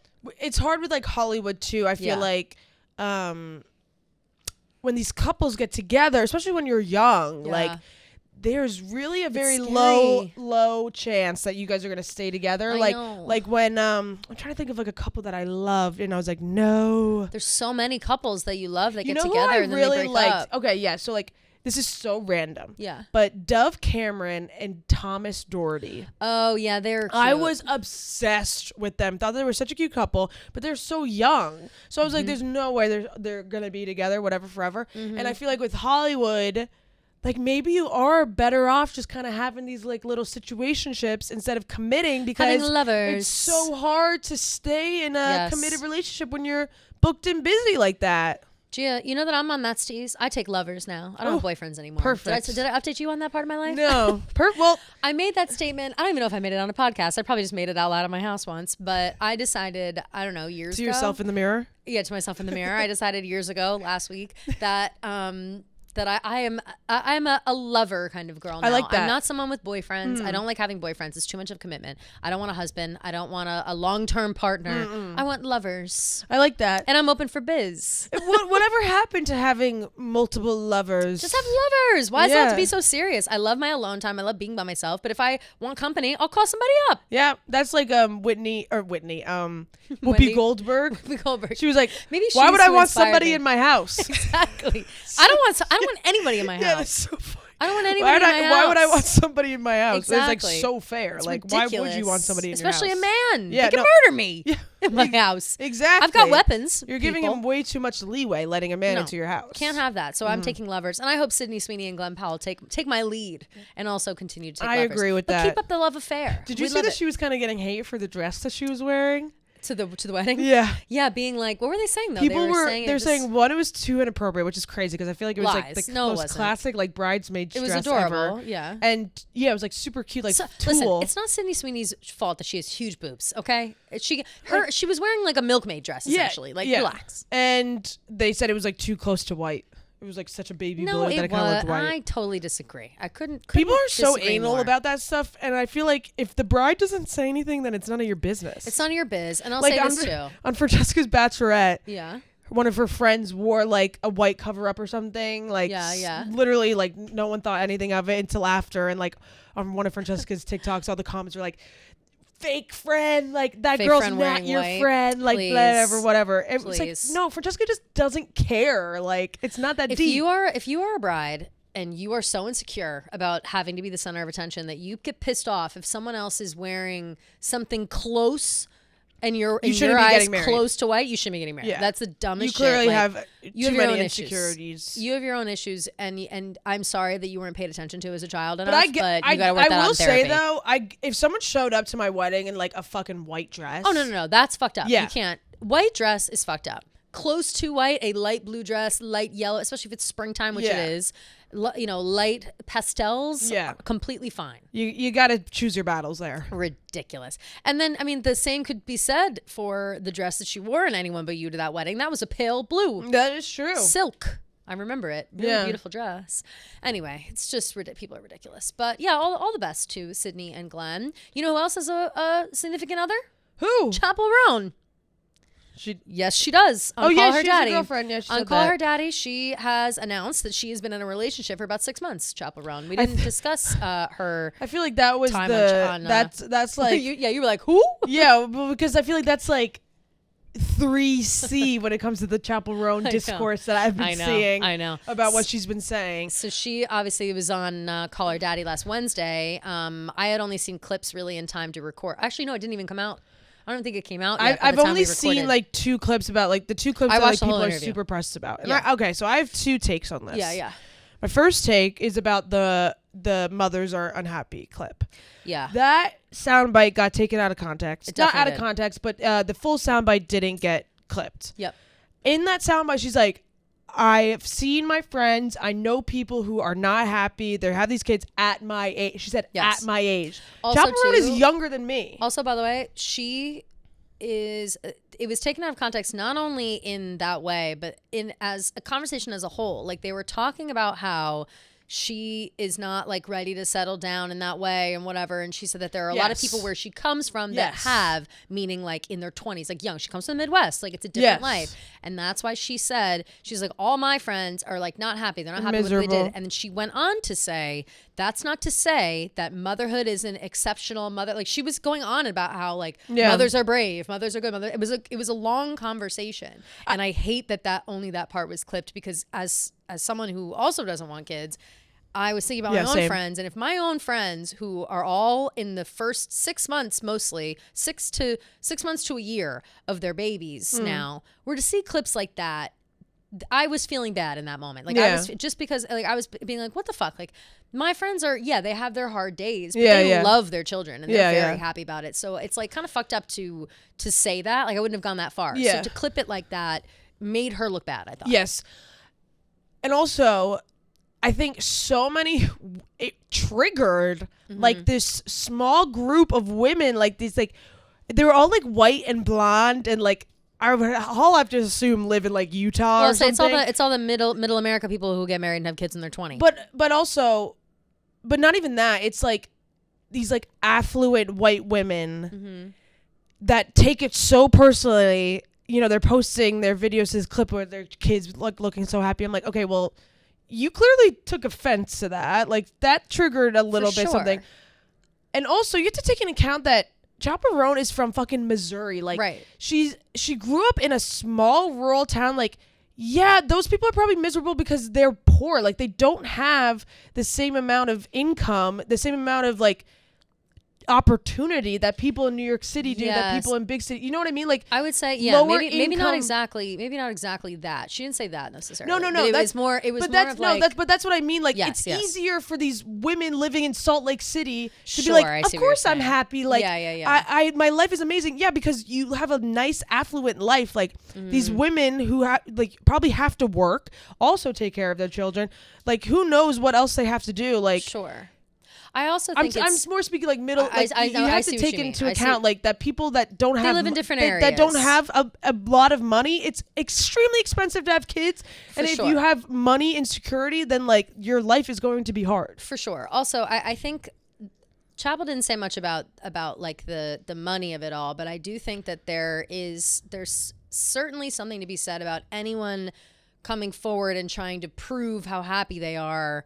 Look, I'm a mother who had a young child and I'm happy as I am and whatever. And it's like, yes, okay, that's wonderful for you. But again, you have to remember, like you're saying to your point, that there are different types of people in this world with different types of lives. And then those are the people that they can feel however they want to feel. Because she said like people my age and people that I know. So I'm assuming that she means like people from like her hometown. Like I think she means from Missouri or even just people her own age. When you're 20, when you're between 20 and 23 years old, right? Nobody has any money, but also you don't know who you are as a person 27 yet. She's 27, but she. Oh my God, really? I know. I thought she was younger than me. That's crazy. I did not know that. She's only a year older this whole than time me, I've been thinking she was like 23 I know. I thought she was like 23 too. But I guess that makes sense for how long she's been working. Wow. Okay, so that changes my perception a little bit. I won't lie, but I'll say this, that so because that's maybe a little bit closer to like when people I know started getting married and having kids and stuff. Like, I do think that there is something to be said by people who think that that's all they can do. And I think that maybe is where that comes from and the unhappiness comes from for some people. Because if you're in a place like Missouri, and again, we're not talking shit about Missouri. I don't want to get the heat from the people in Missouri. Yeah, it's more what I'm worried about. Just saying like these non-big cities where like it's not even big cities. Like if you just live a different life. If you have a different life and you're not sure and you feel like the only thing you can do in your life is to get married and have kids, and you don't feel like you can escape whatever town you're in, whether it's Missouri or whether it's, I don't know, New Jersey. Like I felt that way in Flemington. You know what I'm saying? Like I felt like I was like poor and stupid and broke and whatever the fuck in Flemington. So it doesn't matter where you are, but if it's not exactly where you want to be, then regardless of if you have kids or get married or not, you're going to be unhappy, especially if you're young and you feel like your life is over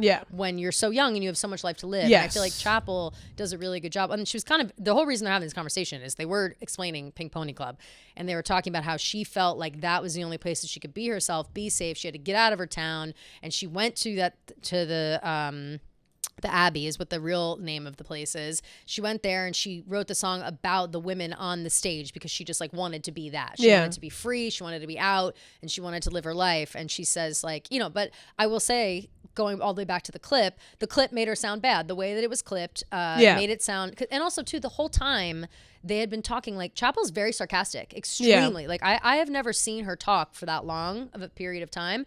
Every other sentence was sarcasm. And as someone who loves to be sarcastic and dry, it's easy to pick up on, but you have to get her tone down to understand what she's saying. And it honestly, in retrospect, made me think back to a lot of the things that she's said and think of it differently, because that's just how she talks. Like she talks differently than you'd think. She's not speaking matter of factly. Like she's when she's saying like all my friends are miserable, every single one of them have kids. Like she's kind of being over dramatic. You know what I'm saying? Like she's not literally being like every single one of my friends with kids is miserable. Like she's not actually saying you will be miserable if you have kids. Like there's so much more to that. Like you know?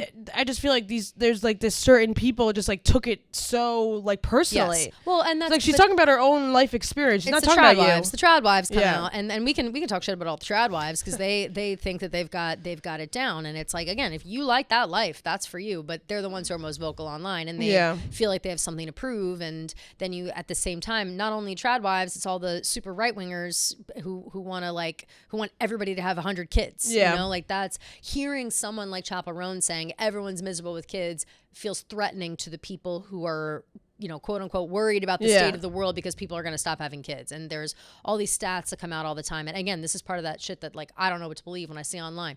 They're like, in 5 years, 43% of women like won't be having like, there'll be less kids than before because of like my generation. Like my millennials get a lot of shit for this now. It's like a whole thing. And so we're ruining the population because we don't want kids and we're having kids too late and this and that, whatever. And again, it's like no one knows what to believe. In reality, the like birth chart up and down, if you're looking at it from like, I don't know, whatever government.org, it goes up and down like 1 or 2% each year. Like it really isn't that different. It just depends on like it correlates exactly with the economy. If the economy is down, people are having less kids. When the economy is high, they have more kids. I had a conversation, this is a ridiculous tangent, but I had a conversation with Clemmer outside a couple months ago talking about how they're closing a lot of schools outside of like the Department of Education thing, like not literally closing schools for that. Schools that were built during the baby boom era, they had to build all these schools because there weren't enough schools for kids because so many people had kids, and now all the schools are empty and it seems like nobody's going to schools. But that's because the schools. That's because of the fluctuation in when people are having kids. And like we are entering a recession in certain ways.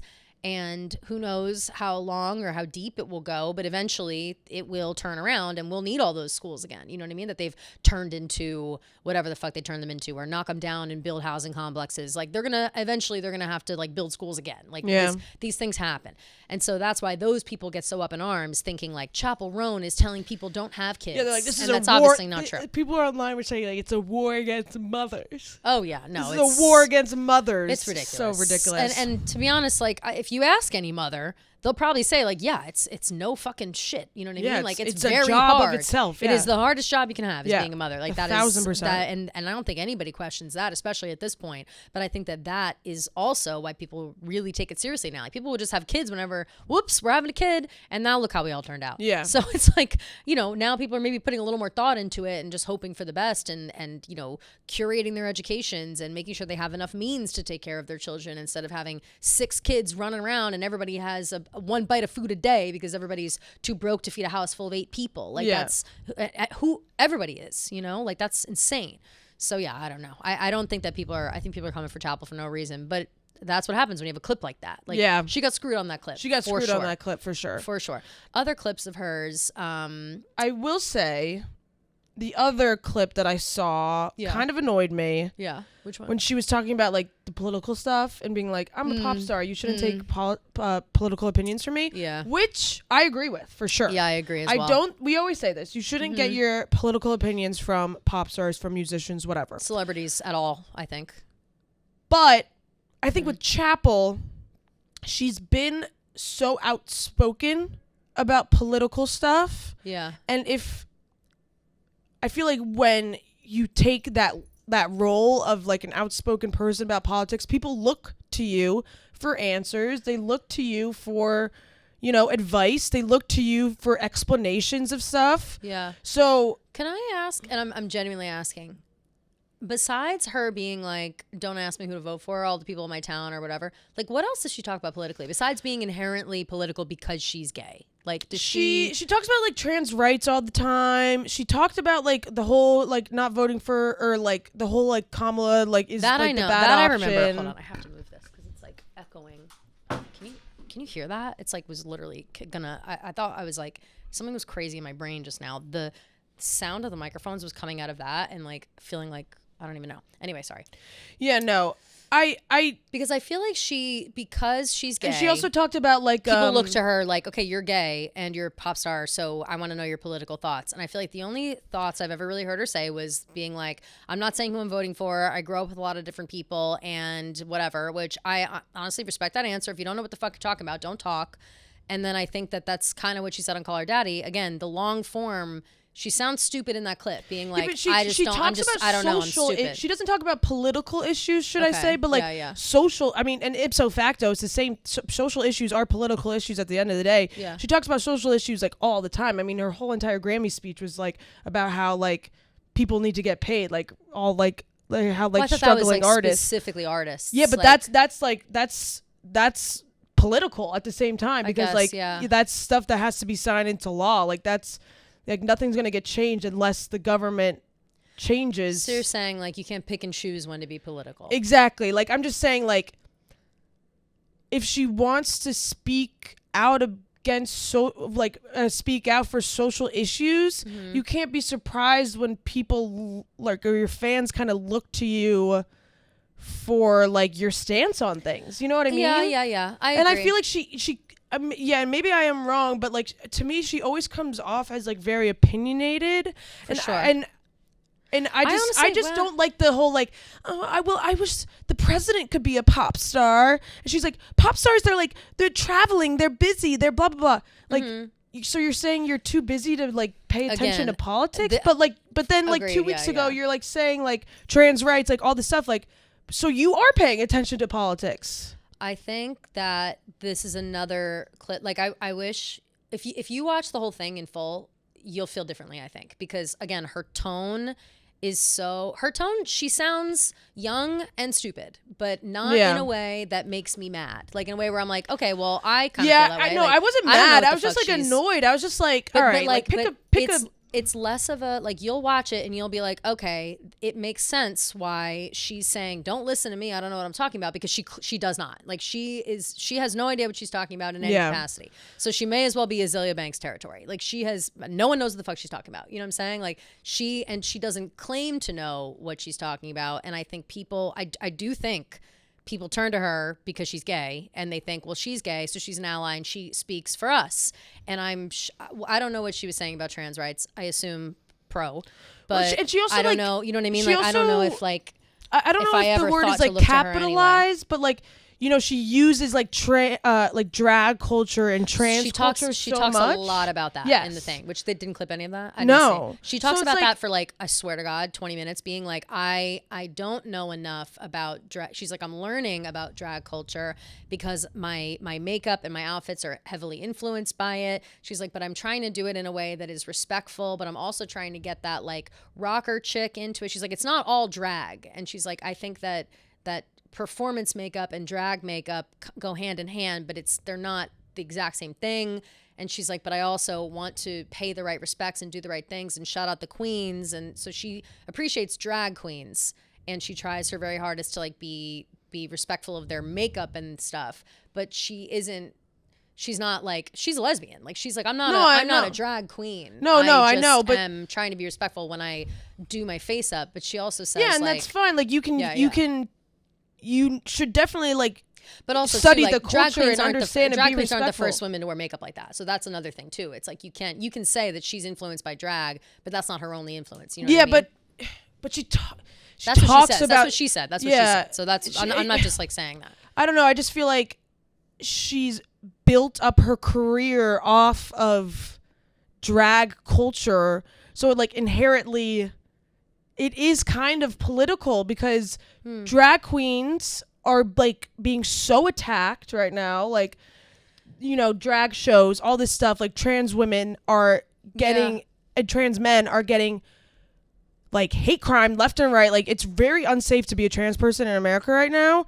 And like, I don't know, to have this persona and celebrate that culture and then be like, I'm a pop star, I don't know anything. You know what I mean? Like I see what you're saying. Yeah. I don't totally agree though, because I don't think that I don't think she like speaks for trans people, and I think that she also doesn't speak for drag queens. No, I don't. I never think that she does. Is what I think. So like, no, that's not what I'm saying. What I'm saying is she built her.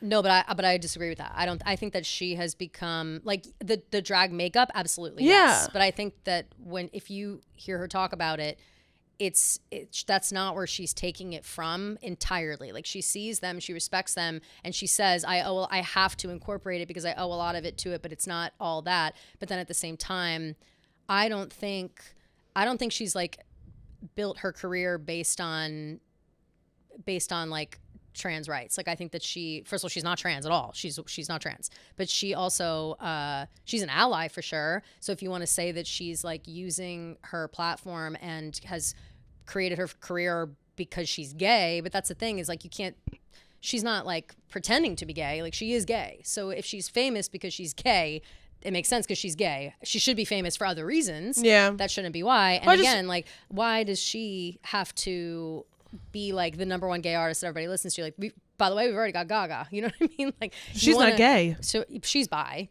Gaga's bi. Has she ever dated a woman publicly? Not publicly, but she said it. She says, I've dated men and women. Like she and over the years has been like the number one ally of everybody. But I also think that Gaga does a really good job of being political when it's important and when it completely aligns with what she's doing. And that's the thing, like Gaga has totally built her career off like gay culture and like all that stuff. I guess I don't totally agree with it being all gay culture. Like I think just because the gays like her doesn't mean that she's building it off of gay culture. Like Gaga, I disagree. Like I think that Gaga tried something brand new and the gays liked it. And I think that Chappell Roan did something similar. And I think people say that about Harry Styles. They're like, he's pandering towards the gays. Roan, like it's a whole thing. Was literally wears drag makeup when she performed like that. And no, I know, but it's not all right. But that's what I'm saying. Like this part that she's talking about in the interview where she talks about the makeup, she specifically says like, yes, I'm influenced by drag queens, and I always want to pay respect to drag queens. I always try to shout them out because I'm influenced by their art. But she talks a lot about the art. Like that's all she cares about is the art. Like and I think that is why I'm almost like I'm curious about at what point do we stop looking at people like Chappell Roan for political, for social, for any kind of issue whatsoever, and just look at her as an artist. Like I don't look like I know Gaga is a political person to a certain extent. I know she's an ally. I know this. I know that. But in my head, really, she's an artist. Like I think of what she does. It's art and it's funky and it's new. Same with Madonna. Like you could say it about Madonna as well. But then with Chappell, I think she wants to be that. She wants to be art only. But people have put her in a box. She can't. You can't have the best of both worlds. Like you can't speak like I'm looking at it right now, like the Grammys she just won a GLAAD award. Yeah. And she made her whole speech. It's brutal right now, but trans people have existed and they will forever exist. They will never, no matter what, take trans joy away. Mm-hmm. That has to be protected. Like to me, like but she's saying that at the GLAAD awards. Like what else do you say at the GLAAD awards, you know? She's not going to make that speech on the Grammy stage, is what I'm saying. But she did make a political speech at the Grammy stage. But like it was political for getting artists paid at the Grammys, like that. But that's all in the same that's all in the same encompassing thing of what I'm trying to say is that you can't play both sides. Like if you're going to be this outspoken person talking about all these issues, all these things going on, you can't be surprised when you get asked about it and when people expect you to say stuff because you've been saying stuff. You know what I mean? Like you've been speaking out, you've been saying stuff. So your fans now see you as this person who will talk about issues that is going on. So you can't be annoyed when people ask you about your opinions on the issues going on when you give it publicly all the time. Right. Like she can't just be like, oh, pop stars work hard, blah, blah, blah. Okay, but you just said last month. I know, but again, the tone, I'm begging, you gotta watch it. You gotta watch what she said and the tone that she's saying it in because, and if you're still annoyed watching the tone and the full thing, then that's for you. But And maybe we're different in that, where it's like, I can't put that anger and that seriousness and like this kind of like, what the fuck energy behind Chappell Roan. You know what I'm saying? Like, she doesn't know what she's talking about. And she's telling everybody, I don't know what I'm talking about. And I think we just have to take that at face value. You know what I'm saying? Like, if she's telling you. So then why the hell does she keep fucking saying stuff? Because what else is she going to say? What else is she going to say? But that doesn't mean that. What has she said really? She said trans people deserve rights at a GLAAD award thing. She said music artists begin to get paid or deserve to get paid at the Grammys. And that's it. Yeah, those are the biggest platforms. I don't know who I'm voting for. Don't say.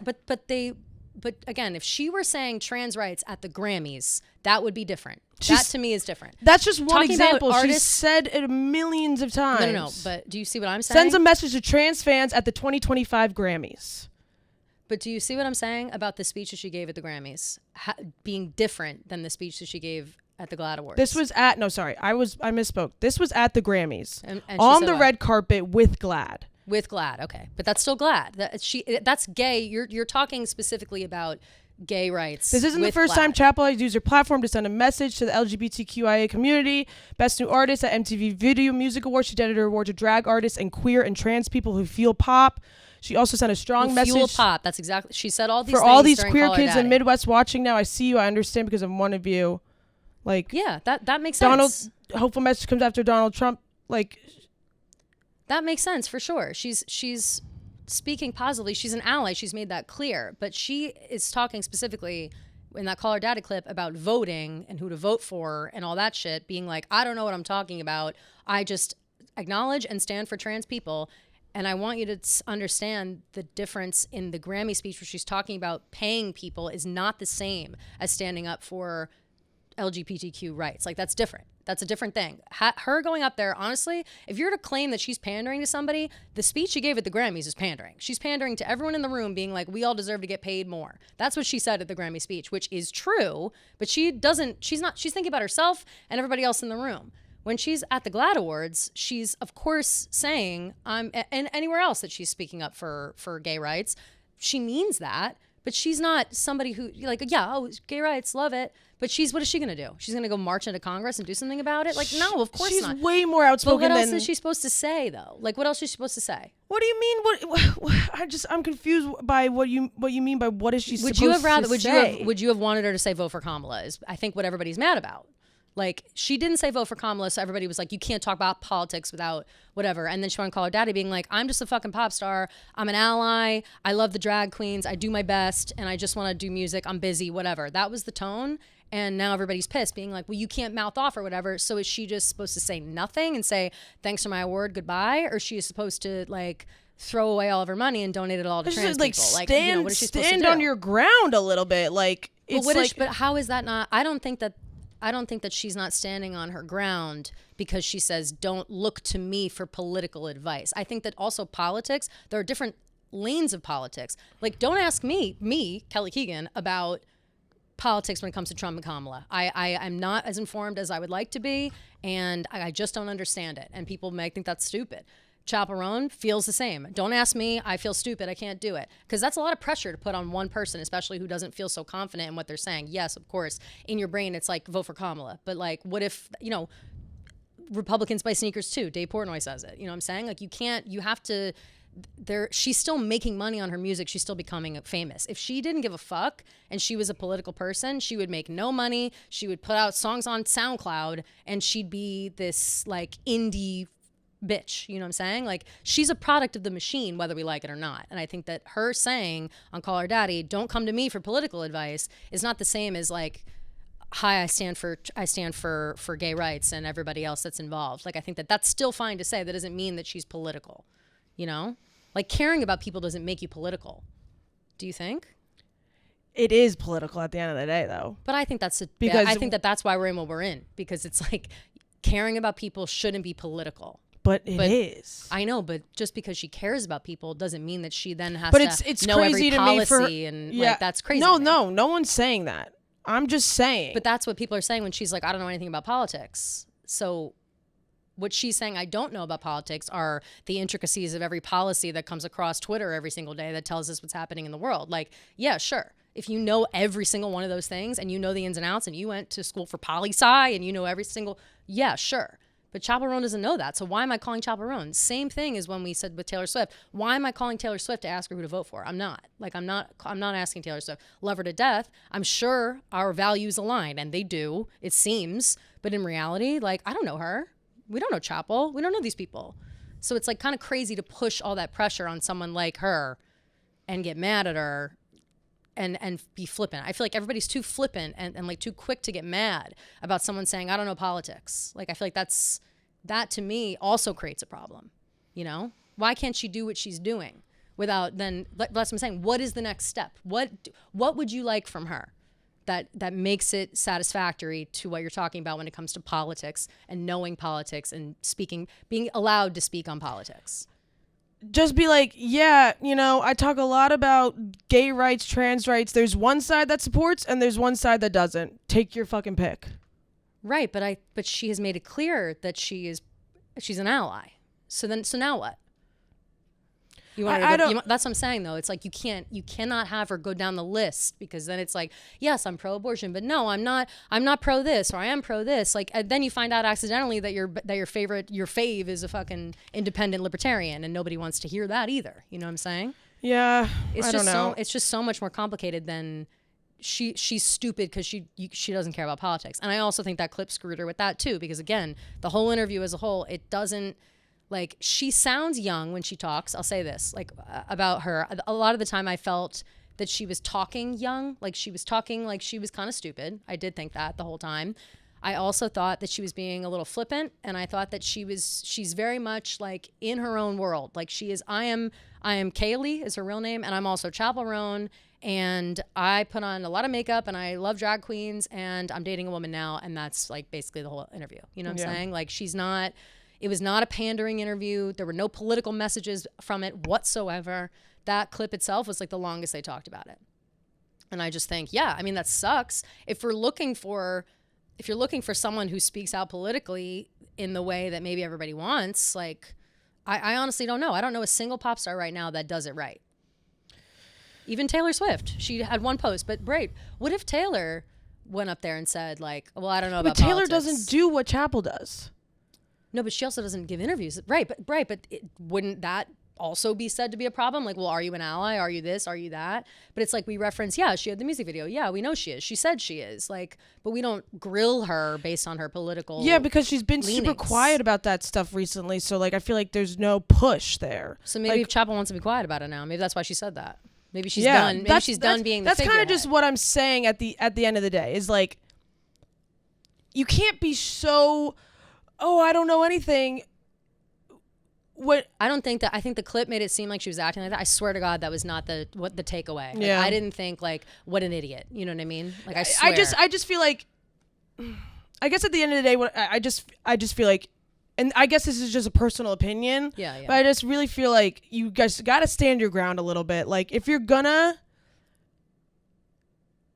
and we can have the whole discourse, but in my opinion, I just feel like she has really built her career off of gay, and she's gay, so it makes sense, and drag culture. And she's super outspoken about all these different issues. And I just feel like, and she's talked about, like, the Palestinians, all this, like, she's very outspoken about, like issues. She talks about Palestine? Yes. I didn't even see her talk about that. She's talked about the Israel-Palestine stuff. Like, I think celebrities, why are celebrities talking about Israel-Palestine? Like, I think it's so dumb. I just feel like she kind of always has, like, one foot in, one foot out. And I just don't think she should be so, like, oh my God, when she's asked about, like, political stuff, when, you know, she is a very large voice with a very large platform that advocates for people that are being attacked politically. You know, like, at the end of the day, I just feel like, yeah, I just didn't get that from that clip. I didn't get that from that clip. I didn't get it from the actual interview. Yeah. Like, it wasn't, maybe I need to watch the clip again, but when I watched it in real time, it was very much like it was basically like, girl, I don't know what I'm talking about. Like, that was the energy. And I also, like, hate that too. Like, because like, I just feel like. It didn't bother me.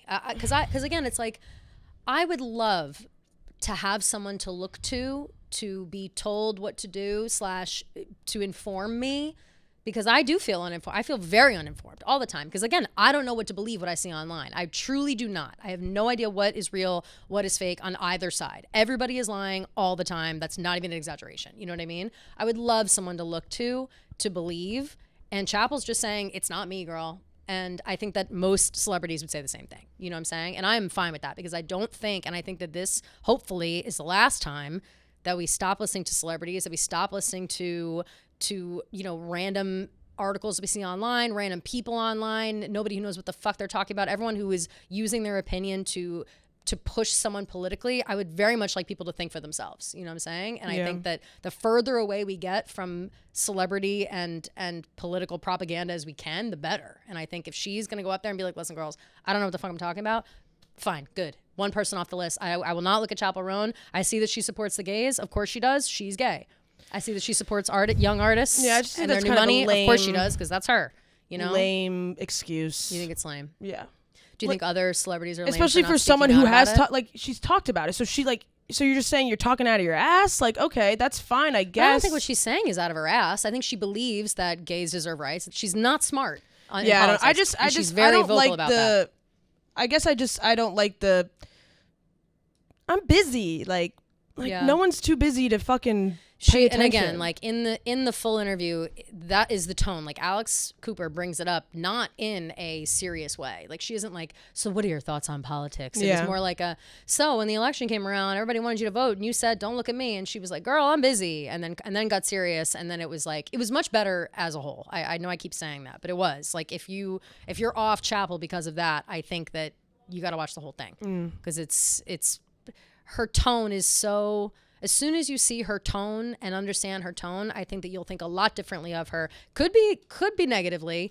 I came out of it thinking of her as immature, but that's not an insult necessarily, just immature. Like I think that she has a lot of growing up to do still in her life, and I think that politics is probably like literally the first time she's ever spoken about politics out loud and had repercussions. You know what I mean? Like when you're 20 and you don't have a Twitter and you're talking with your friends, you think like, ooh, like I remember like when 2008, the Obama election, going on and on about like my thoughts on Obama, my thoughts on McCain. It's like, I don't know what the fuck I was talking about. I couldn't even vote yet. Like it was stupid. You know what I'm saying? Like, and you can have these feelings and thoughts, but until you're an adult, like you don't, and you've experienced it for real, you don't know what you're talking about. And I think that Chappell Roan is now experiencing that, like, she can't just say whatever she wants. You know what I'm saying? Like, without people being like, hey, it's fucked up that you said I'm busy, I don't care. You know what I'm saying? Like, everything will be taken a certain way. And so I just think that that's what happened with this clip. But watching the whole interview, I did not come out of it thinking she was an asshole. I'll say that. No, yeah, I definitely don't think she's an asshole. I just think that she can't make up her mind. You know, she doesn't know who she is. That's also part of it. Like, she doesn't know who she is, and she talks about that in the interview, and she talks about it at the end of the interview, being like, all the shit that we just did, like that was shit that I did years ago. So now I don't really know where to go. She's like, I got to go. I'm creating these new things. I'm doing this. Like, even The Giver, she's like, that's a song based on like something that happened in high school. You know what I mean? She's still in high school in her head. And I think that is like, that's like a big part of it, you know, of who she is now. And we'll just have to see who she is. Her being 27 years old is shocking. Like, shocking. That is a shocking. I thought she was 23. That's shocking. Yeah. And also to remember, like we are talking about it. She's from the Midwest, probably from an area where, you know, we know it was from an area that it wasn't cool to be gay. Yeah. So it's like, we don't know what kind of life she lived growing up. You know what I'm saying? She said that. Like, she was like, I like have Republican family members and stuff. Yeah. And like, yeah, I mean, my entire family is Republican. Like, I'm not, you know what I'm saying? I mean, like, so that's my mom's whole side is Republican. It's like, you know, it's, I don't know. I don't know. I guess I'm you're just looking for someone to be the shining star. No, I'm really not. No, I'm not looking to Chappell Roan to like, not to her, but for someone. No. Someone like, I have my own political opinions. Like, I have my own stances, which is great. Like, I don't really look to anyone. I'm just saying, like, I feel like young kids like look to her, like young queer kids like look to her for like advice and pathway and like hope and inspiration, and then to just like completely be like, oh, I'm too busy to care. It's like, well, you just spoke up for us a month ago. I don't know. I feel like you're stuck on that one line. I don't think that the interview can't, like, I so badly want, I like almost like the minute we're done with this, I want you to watch it because I think it'll make you feel better, because I don't think that it takes away from her being an inspiration for like young queer kids. Like it really doesn't like, and I also don't think telling kids, like if they're young kids and they can't vote yet, whatever, I don't think that seeing Chappell Roan being like, I don't know what I'm talking about, I don't think that's not going to affect, you know what I'm saying? Like, but it also they're too young to have an opinion be anyway. Like, it's like cool to not care about, like, I don't know. It's just like, it's better to care about things, and it's like fun to care, and it's just like, I just don't, I do get what you're saying, like, her being you're worried a about the state of the social world advocate. You're worried about the state of the world. You're worried about the environment. You're worried about the political I'm just future. worried in general. What have you been doing? Have you been on Twitter lately? No, I don't know. I don't know. You're worried about the world. I am, and I've really been hating the way that things have been turning out. Yeah. And what I've been seeing, and it's just like, it's very scary. Sure. So I hate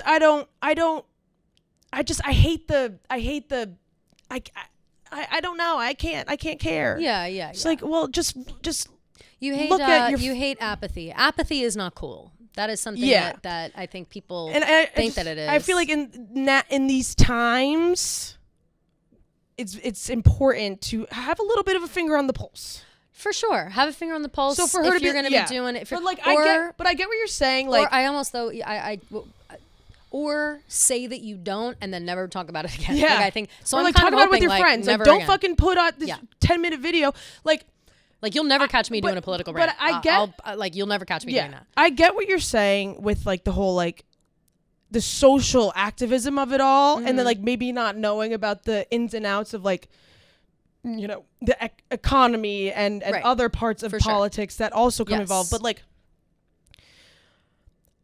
unfortunately, I just feel like you can't really talk about social issues these days without it becoming political. These days is the key word, because you used to be because they are political. Like, unfortunately, they're political are now, but they never used to be. But that's what I'm saying is like, like even fucking vaccines have become political. Yeah, like you can't talk about that. You can't talk about anything. So it's just like, unfortunately for Chappell, I just feel like being this outspoken person, whatever. There comes this expectation, should I say, to know what you're talking about. Yeah. And so for it to just be like the social issues of it all, like then I understand. I think that it is better to be a social activist than knowledgeable in other political dealings. Like, I would rather her be an ally the way that she is and speaking up as she does than needing to know who she's voting for. I think it's obvious who you know what I'm saying? Like, that was a dumb question. Who's Chappell Roan voting for? I don't know. She's a gay activist, and she could have either just not voted but like also like that. But also that doesn't matter. Whatever. That doesn't matter. I agree with that. So I think that part of it is whatever. But I also I would never go to her for any other information. Like, I'm looking at like the writers and the most prestigious Politico or whatever the fuck. I don't know. Like, that's where I'm looking for real information. When you involve yourself in those conversations, people are going to. I just think that the conversations you to have an opinion about it. I guess. I think they need to be separate a little bit more in our collective brains. Tell that to the fucking government then. I know. Well, let's start it right at this pod. She can be an ally, but she doesn't have to know about the economy. I'm not mad that Chappell Roan doesn't know about the economy. I think life would be a lot easier if we just stopped caring about if you're gay or not. I would love that. I feel it feels like a thing we're wasting a lot of time on. You know what I'm saying? Like, let's stop wasting time. But that's what I mean. Like, that stuff, it doesn't even register on my brain, because I'm like, that shouldn't even be. Why is that even? Like, I know that it is. Yeah. But is it? You know what I'm saying? Yeah, like, it unfortunately it very much is. I know, but it's like all I keep thinking of is like, this doesn't feel like real. Things that are happening right now don't feel as real as maybe they should. And because it feels we're lucky we live in New York. Like, I know, but I also think, like, I don't know. I hate to be that bitch that's like just a few more years, but it is just a few more years. You know what I'm saying? Like, it's let's fucking pray. He's already talking about doing a 5th term. I know, but they always but the guy, his mouthpiece is an alarmist. Like, he and people talk about him. That guy Steve Bannon, something. Bannon. I thought he was arrested. Who is he? Or maybe it is Steve Bannon. I think it's it's this fucking guy. That creeper? Oh my god, he's back in the fucking. Yes, and he's the one out here spinning bullshit saying 5th term. So like, again, you gotta. Always have to check the source. Hey, you never know these days. Like, I know. You never really know. But that's what I'm saying. Like, ugh. They staged a fucking coup. Like, we could, you never know. So that's what I'm just saying is like, it is. Unfortunately, but I think that everybody needs to. They're up there. But it's like we can't be like this. I can't do this for 4 years. You know what I'm saying? Like we can't sit here and be like, 4 years. Because Chappell Roan doesn't tell me that what the GDP is. Like I can't. You know what I'm saying? Like that's what I'm looking for. No one's expecting that. I think that. I don't think anyone's asking. Her being an ally is all that we need from her because she's gay herself. And do we even need it? Personally, I'm whatever. Queer kids want it, and that's what they have. They have Chappell Roan, and they have Lady Gaga, and they have 1,000 other gay artists they can look up to if they don't like Chappell anymore. You know what I'm saying? Like it's every artist at this point that's popular in the gay space is popping off. You know what I'm saying? Like there's a lot. Like Lady Gaga. I keep thinking of Lady Gaga. Like there's the Lady Gaga tree of like Lady Gaga was a trailblazer for sure. But then there's a whole subset of like indie artists and like Chappell Roan maybe another one super famous. Like I can't think of like one. Madonna's kind of in the middle. She's a gay activist. Who no one really knows. I'm talking about openly gay, super famous openly gay singer right now. But I feel like that's another thing. Like there's a lot of bi people. People say Sabrina's bi. People say like, but what Gaga I'm saying definitely is. Chappell like, is an openly gay person speaking out about that. Who else is doing that? Well, Gaga always, but she's not openly gay. Yeah, she's openly bi. She's done multiple interviews saying that she's an ally and she's on the spectrum of gay, multiple over the years. Okay, besides Lady Gaga. But I don't know. I got off the top of my head, I don't know, but at the same time, I'm not seeking out gay art. Renee Rapp. But I'm not seeking out gay artists personally. Ariana Grande. Everybody says she's bi. But I also think like we're not gay. We're not living in middle America. Like we don't know what these people like are going through. We don't know. I know. Like, but here's the thing, G. If people are whatever people are looking for, they will find it, and that's wonderful that they'll find it. We don't need to police what they're finding. You know what I'm saying? Like it's not up to us. It's not up to you and me in this room right now to figure out. Figure out politics and to figure out Chappell Roan. And that doesn't mean that we don't care. We definitely care a lot, but there are also people that live this life and that find what they need, and that's how they live their life. You know what I mean? You know what I mean? Like not just gay. I'm talking about anybody who feels touched by an artist. Us feeling seen by Taylor Swift in a way where it comes to dealing with anxiety, dealing with I want to kill myself, dealing with what I'm saying. Like all these things come up depending on who it is, and everyone finds their person, finds their people, and they're inspired in different ways. So I think that Chappell Roan being like, hey, look, I'm gay, I'm a lesbian, that's amazing. Yes, that shows a lot of people that lesbians exist, but there are a lot of ways to see that lesbians exist, you know what I'm saying? Without also being like, and by the way, vote for Kamala Harris. Like I just think that the political part of it, besides like, the activism and people speaking up, whatever, it's separate. Like you can do those things without having to talk about, or at least I feel strongly that you can be an activist and be an ally without having to also be 100% in tune with what's going on politically.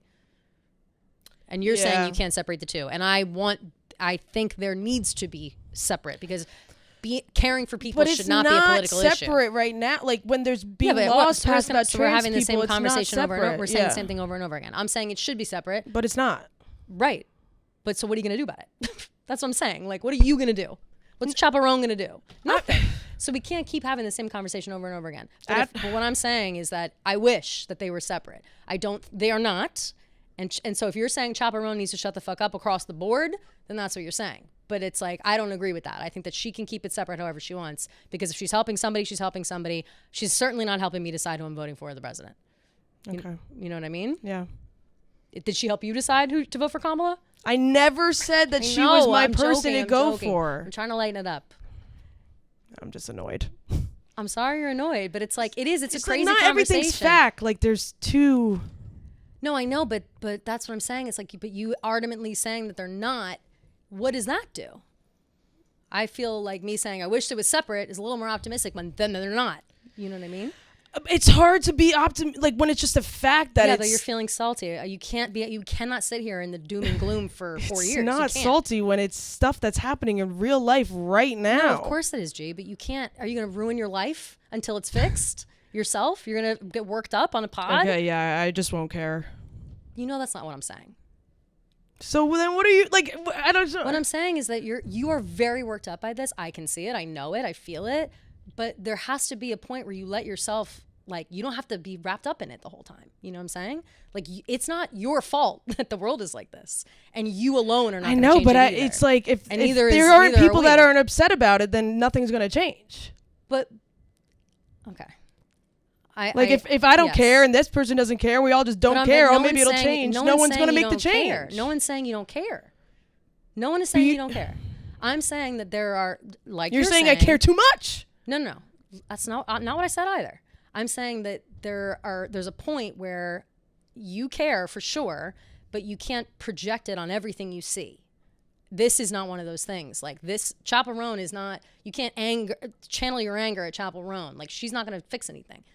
Yeah. You know what I'm saying? Like there are other, you can go get involved in politics, go join a fucking, like one of those clubs or whatever. Like, I don't know. There's plenty of things for sure that people will care about it and they're making a difference and are doing things. Yes, 100%.